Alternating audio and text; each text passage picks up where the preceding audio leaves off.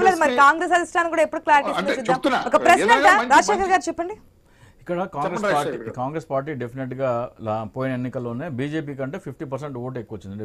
బీజేపీకి 0.83 బీజేపీకి వస్తే 1.21 కాంగ్రెస్ కి వచ్చింది. సో 0.15 ఎక్కువ వచ్చింది. 1.5 మీరు చెప్పిన. సో అక్కడ విషయం ఏంటంటే కాంగ్రెస్ పార్టీ డెఫినెట్ గా బీజేపీ పట్ల అంటే రెండు పార్టీల పక్కన చూస్తే జాతీయ పార్టీలో కాంగ్రెస్ పార్టీ వైపు ప్రజలు సానుకూలంగా ఉంటారు. ఎందుకంటే వాళ్ళు అధికారంలో ఉంటే ప్రత్యేక హోదా ఏదైనా ఇచ్చేవాళ్ళు అనే ఆ వాదంతో ఈ రోజు వరకు ఉన్నారు. బీజేపీ ఇవ్వను పొమ్మంటుంది. బీజేపీ ఇవ్వను పొమ్మన్న పార్టీ 0.83% ఓటుతో పోయినసారి ప్రజలు అసహించుకుని చీత్కరించుకున్న పార్టీతో ప్రజల మనోభావాలతో సంబంధం లేకుండా పొట్టు పెట్టుకున్నారు జనసేన పార్టీ. అంటే ప్రజల మనోభావాలు ప్రజలు ఇచ్చిన తీర్పుతో సంబంధం లేదు, బీజేపీతో పొత్తు పెట్టుకున్నారు. ఎందుకు పెట్టుకున్నావయ్యా అంటే 3 రాజధానుల ప్రకటన రద్దు చేయించడం కానీ చెప్పారు. 3 రాజధానుల ప్రకటన రద్దు చేయడం కోసం బీజేపీతో పొత్తు పెట్టుకున్నారు. రాష్ట్ర ప్రయోజనాలు కాదు, బీజేపీ ప్రయోజనాలు కాదు, జనసేన ప్రయోజనాలు కాదు. సో అటువంటి పార్టీకి ఈ రోజున సడన్ గా ప్రత్యేక హోదా ఇవ్వకుండా పోలవరం ప్రాజెక్ట్ నిధులకి నాన్స్తూ కుంటి సాగులు చెప్తూ ఇది ల్యాండ్ కూడా మేము డబ్బులు ఇవ్వము, ఆ ప్రాజెక్ట్ ఏమన్నా ఆకాశంలో కడతారా, భూసేకరణకు మేము డబ్బులు ఇవ్వమంటే ఇలాంటి మాటలు మాట్లాడిన భారతీయ జనతా పార్టీకి ప్రజలు 0.8 మించి ఓట్లు ఇస్తారని నేనైతే ఎక్స్పెక్ట్ చేయట్లేదు. అటువంటి పార్టీతో పొత్తులో వెళ్తున్నాం అంటున్నారు చూసారా. ప్రజలు చీత్కరించుకుని అసహించుకున్న పార్టీని అటువంటి పార్టీతో పొత్తులో వెళ్తే జగన్మోహన్ రెడ్డి గారు నోట్లో లడ్డూ పెట్టినట్టే, నలుగురి మీద నడకే అది. బీజేపీతో అధికారికంగా ఇదే ప్రత్యేక హోదా తెస్తాము అని చెప్పి ప్రజలు అప్పుడు ఒక ట్రంప్ కార్డ్ గా యూజ్ చేసుకున్నటువంటి జగన్మోహన్ రెడ్డి ఇప్పుడు అధికారంలోకి వచ్చున్నారు. ప్రత్యేక హోదా అనేది నిజంగానే చాలా అంటే టీడీపీకి ఈ స్థాయిలో ఓటమి పాలు కావడానికి కానీ ప్రత్యేక ప్యాకేజ్ ఒప్పుకున్నందుకు, ప్రత్యేక ప్యాకేజ్ తెస్తామని చెప్పి ఏదైతే నమ్మకం కలిగించినందుకు రెండు పార్టీల యొక్క ఫలితాలు చూస్తున్నాం. ఎక్కడ 151, ఎక్కడ 23 సీట్లు. డెఫినెట్లీ ప్రత్యేక హోదా అంశంలో చూస్తే మూడు పార్టీలకి మనం మార్కులు వేసుకోవాలి. ఒకటి తెలుగుదేశం పార్టీ ప్రత్యేక హోదా వద్దు, ప్యాకేజీ చాలు అని మళ్ళీ ప్రత్యేక హోదా కోసం ధర్మ పోరాట దీక్ష చేశారు, నల్ల చొక్కాలు నల్ల బెల్లం ఎగరేశారు, అదొక పార్టీ.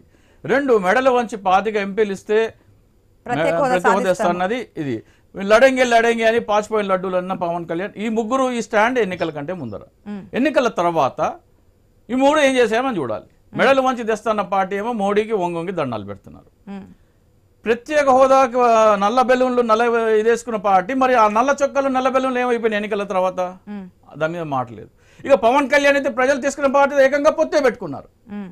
ఇక ఎవరు లోక్సభలో రాజ్యసభలో సెషన్ ఓపెన్ కాగానే ఒక క్వశ్చన్ అడుగుతారు, మేడం బయటికి వెళ్తానా అన్నట్టు, మేడం కూర్చో అన్నట్టు ప్రత్యేక హోదా వీళ్ళు అడుగుతారు, వాళ్ళు అడుగుతారు, ఇవ్వమని వాళ్ళు లైవ్ లో ఉండడానికి కారణం మేమే అంటున్నారు. మరొకసారి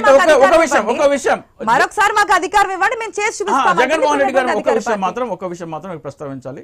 విశాఖపట్నం బహిరంగ సభలో మోడీ గారి సమక్షంలో ప్రత్యేక హోదా కావాలి అని జగన్మోహన్ రెడ్డి గారు అడిగినప్పుడు ఈ పార్టీలు మనలో మధ్యలో ఉన్న విభేదాలన్నీ పక్కన పెట్టి జగన్మోహన్ రెడ్డి గారు అడిగినందుకు మేము స్వాగతిస్తున్నాం ఒక స్టేట్మెంట్ ఇస్తే రాష్ట్రం మొత్తం ఒక మాట మీద ఉండాలని ఒక భావన ఉండేది. దాన్ని కూడా ప్రత్యేక హోదా గురించి అప్పట్లో రాజీనామాలు చేసి బయటకు వచ్చిన వాళ్ళు తర్వాత కూడా అదే స్టాండ్ మీద ఉంటే జగన్మోహన్ రెడ్డి ఇప్పుడు ఏదైతే చేస్తున్నారు, జగన్మోహన్ రెడ్డి ప్రధానితో మాట్లాడినా, పార్లమెంట్ లో ఎంపీలు మాట్లాడినా, రాజీనామాలు చేసినా, అధికారంలో ఉన్నప్పుడు ప్రతిపక్షంలో ఉన్నప్పుడు ప్రతిదీ అబ్జర్వ్ చేసి అపోజిషన్ లీడర్ జగన్మోహన్ రెడ్డి గారు చంద్రబాబు నాయుడు చొక్కా పుచ్చుకున్నారు ప్రత్యేక హోదా గురించి. చంద్రబాబు నాయుడు గారు జగన్మోహన్ రెడ్డి చొక్కా ఎందుకు పుచ్చుకోలేదు? పవన్ కళ్యాణ్ చంద్రబాబు నాయుడు చొక్కా ఎందుకు పుచ్చుకోలేదు? వాళ్ళు ప్రజల తరఫున కదా వాళ్ళు మాట్లాడాలి. వాళ్ళు ఎందుకు జిప్ లాక్ వేసుకున్నారు? నోటికి పక్షపాతం వచ్చిందా? జగన్మోహన్ రెడ్డిని ఎందుకు చొక్కా పట్టుకుని నిలదీయలేదు? చొక్కా పట్టుకుని నిలదీసినంత మాత్రం వచ్చిందా? ఉచ్చరించడానికి గజగజలాడుతున్నారు విపక్షాలు. ఈ పొత్తులకు సంబంధించి ప్రత్యేక హోదా గురించి పక్కన పెడదాం, ఎందుకంటే గతం నుంచి చెప్తున్నటువంటి మాటే ఇప్పటికి ఇంకా స్టిల్ లైవ్ లో ఉందంటే యాజ్ యూజువల్ గా అధికార పార్టీ పార్లమెంట్ లో కావచ్చు, సభల్లో కావచ్చు, ఇప్పటికి ఇంకా అదే స్టాండ్ మీద ఉంది, మేము పోరాడతామని చెప్తున్నారు. 3 పార్టీల పొత్తులు బీజేపీ